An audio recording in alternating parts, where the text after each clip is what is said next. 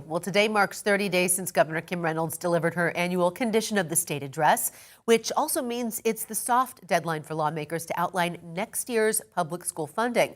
But as Local 5's J.D. Snover explained, state leaders still aren't ready to roll out a plan, and some school districts are already asking for a raise. As state lawmakers continue their conversations over how much to spend on public schools in the 26-27 school year, 9 districts across the state, including right here in Urbandale, are asking for more.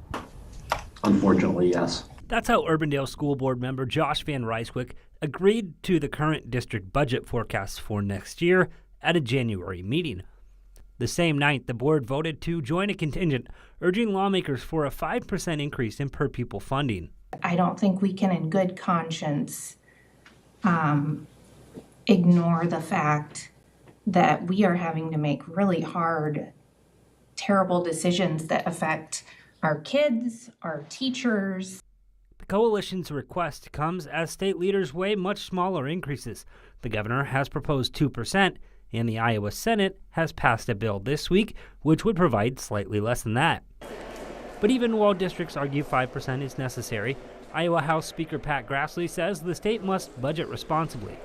Remember, we're spending almost half of our budget on education. We're spending more than we ever have when it comes to K-12 education.